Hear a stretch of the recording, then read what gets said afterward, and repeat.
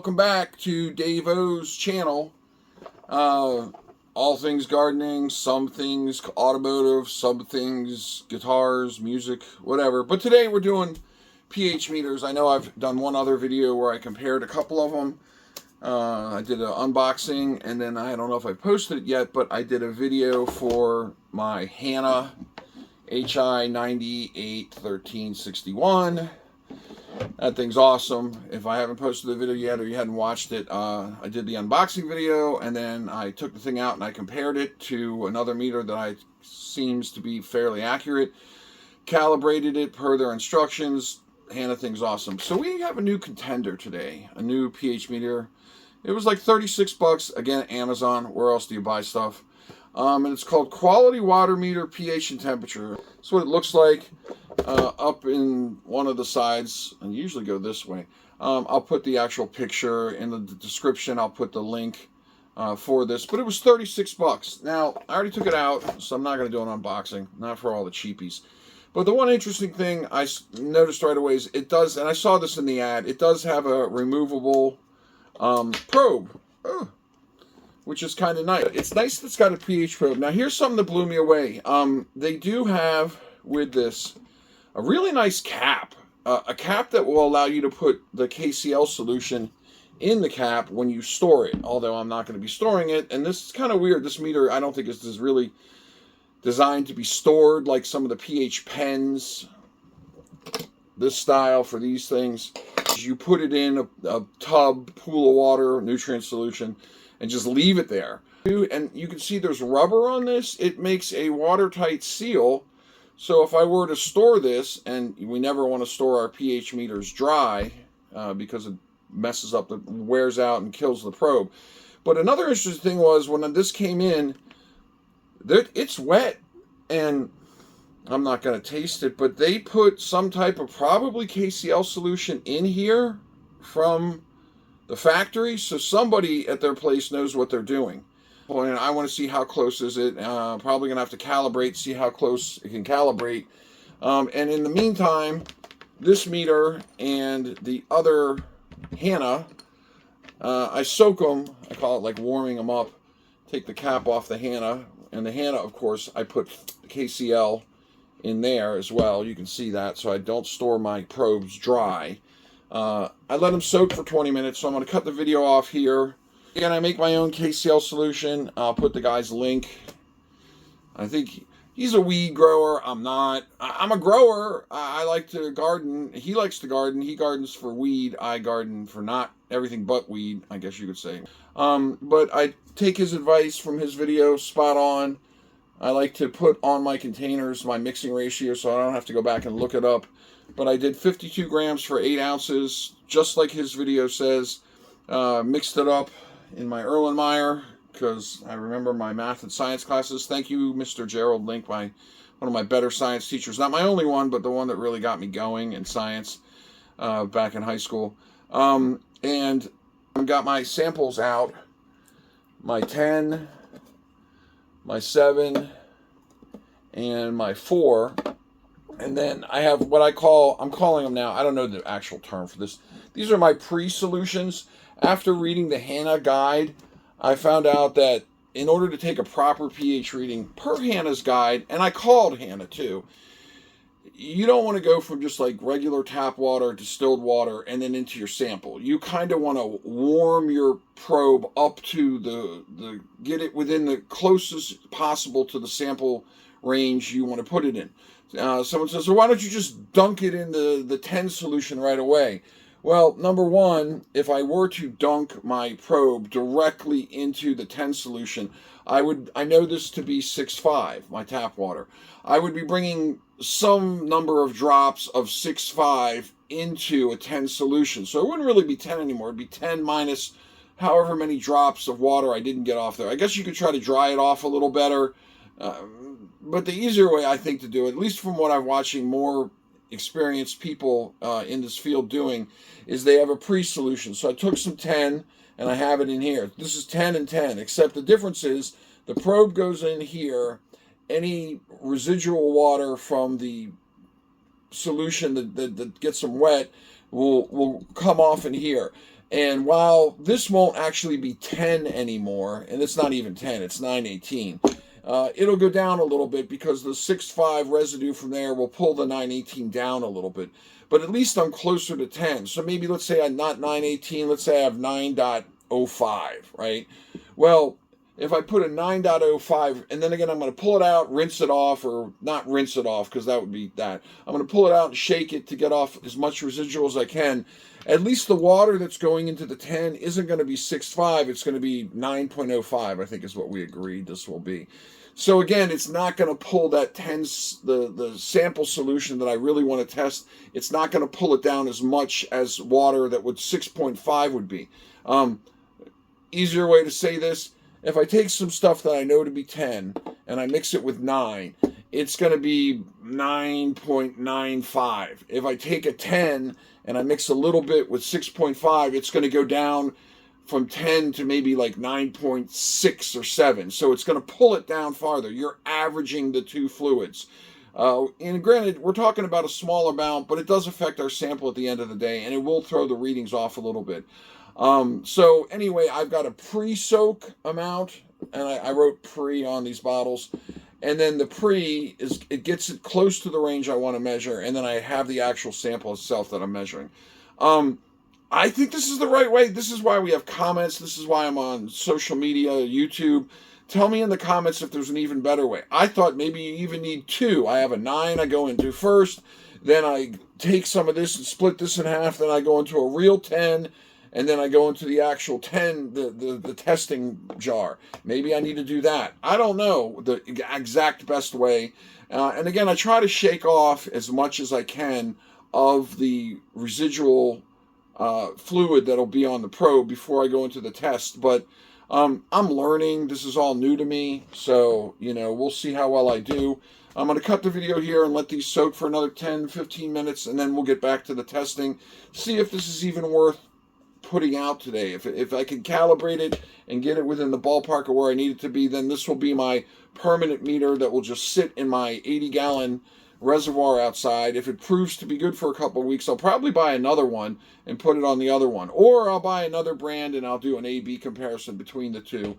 And then constantly compare it with a higher quality Hanna meter to see if it's the pH, the calibration is drifting over time. And we are going to be calibrating the PHM295. I'm going to start, it says start with the 7, and I'm going to do it the Hanna way. So they've been soaking for about 20-ish minutes in there. I'm going to start with the 7 solution, and I'm going to take it out. Once again, I'm going to shake it best I can, and then I'm going to put it in the pre-solution for a little bit just to get the pre-stuff done. And then on here I've got a button. The bottom button says unit cal, and it's also the down button. So what I'm going to do is I got to press that for 1 second to get it in calibration mode. Alright, so he's soaked in his pre, and now he's going to go in his actual solution. Love getting old and blind. A wonderful thing. Solution, long press the unit cal button for more than 1 second, and the cal icon will appear on this thing. So I'm going to press the bottom button for more than 1 second, and now it says cal. So I'm in cal mode. Yay. When the reading becomes stable, and if the display value is not, say, long press blank blank. All right, so you got to press up and down if it's not 7 to adjust it. When the reading becomes stable and there is no operation, the meter will save the calibration in 15 seconds. Mode. Okay, so we've done that. All right, so back to neutral solution. Hanna says my tap water to be just like yesterday, 6.5. 6.566. Next, get our pre, I call it our low, which is our 4 solution. There's our test sample, there's our pre-sample. Get this out again. Blow it off, put it in my pre. I'm going to long press the cal button, unit cal button. And then I guess when it says 7, I got to somehow make it switch to 4. So into our calibration solution we go. Long pressing the cal button. Goes to cal. It says 4. So now it knows that to be 4. I guess if it's a lot lower than 7, it just kind of assumes it's going to be your 4 calibration. And it's counting up. Our next one is obviously going to be our 10. Who knows? Hanna says 7.2. This is 7.23 for my tap water reading. This just went back down to 7.2. 7.23. So with 2 calibrations under the belt of our PHM295, it's not that far off. Let's take our final calibration for this guy. So out comes the probe. Into the pre-solution. Now I'm going into the final solution for the 10. And hopefully this won't knock the thing over. I'm going to press the cal button. It sees it as 10. Now it says it's calibrated. Okay, end. So it'll go through, it'll say, you know, calibrating, it'll show you the one it's trying to do, and then it goes, and when it's done, it says end. So now it's got to count back down. This kind of speeds it up a little bit. But it'll take a while as it drops down. So that's the one thing I've noticed about these pH meters. I know when you take a temperature reading, it just goes like, if you point your laser temperature at something that's 50 degrees, it'll just say 50 degrees. If I point it at something that says 150 degrees, it'll just go to 150 degrees. It seems like these pH meters, they don't move that fast. They slowly count up to what they're going to read, or they slowly go down. Because this one has been dropping from 10, and it needs to drop down to 7.2. Hanna auto-powered off to save the battery. Yeah, and I just turned this one on at 6.7, so, you know, there's a little variance. I guess there's a lot to be learned about how pH meters actually read and function, right? Now this is counting up from, Hanna's counting up from 6.7, and it'll probably count up, now it's up, we're up to 7 already on our Hanna. And it's probably going to count up to the 7.2, 7.3. This is already in the 7.91 range, so he's getting close to honing in. So yeah, the pH meters don't just immediately take a reading like a thermometer would. They slowly focus in on their point of what they're going to consider to be a reading. This is now calibrated. And if it gets down to 7.2, 7.3, I'm going to deploy this today. I'm going to see how well it does. I never even tested the temperature probe. I might as well just do that while I got it. I will put the temperature probe in my water out back. And it's saying my temperature reading, oh, it's Celsius. I got to figure out how to get it to Fahrenheit. But it looks like 22.6 on the Celsius. I don't know how. I'm pretty sure this reads temperature. 22. Oh, wow. 22.6, 22.6. They both match. I'm dropping it already. They both match. I guess temperature is much easier to read. We just said why temperature is easy to read, because it's a point in time reading that's like instantaneous. You don't have to wait for it to get there. Hanna's back up to 7.2. And this guy's in the 7.5 and dropping. Looks like this is going to be accurate enough to deploy. I'm going to get out my heat gun. And I got to get out my gloves so I don't burn. I'm going to heat up their little clips and straighten them out so they're flat so I can mount these vertical. It's going to get deployed today. I was able to calibrate and take an accurate enough reading on this thing. But what I find interesting, if this thing actually is accurate, even though it's not a pH pen, it might be something, I'm not going to say it's as good as the Hanna, but it might be more something along the lines of like a Hanna type tester, where you got a replaceable probe that you got to, you know, put into something. You got a unit that you read from. And you know what, like I said, I just love the fact that they give you this plastic and rubber cap to store the probe properly. I don't know why. And the fact that it was wet, the probe was stored properly before they shipped it to me.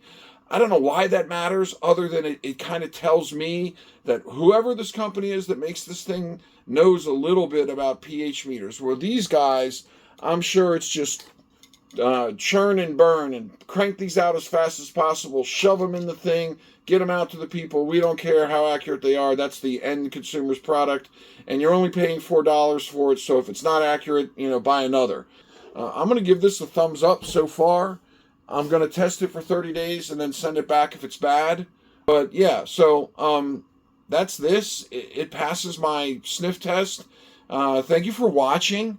If any of this is valuable, I really, the likes help, the subscribes help more.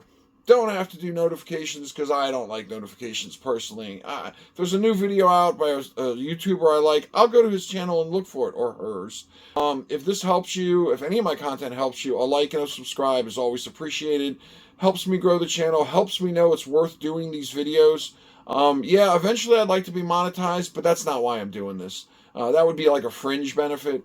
If you appreciate this, you appreciate me testing these pH meters because you're an at-home gardener like me. I'm sure no professionals are watching me, but the other hobbyists out there, I'm just trying to make the money I spend / waste on a lot of these gauges are, worthwhile or not. And thank you to Amazon for taking a lot of the junk back when it doesn't work. Sending my positive vibes out to everybody. Hope you're having a wonderful day. Hope your weekend is going good, and I hope your 2025 grow season is as good as it can be. Thank you again for watching. I do appreciate it, and have a good day.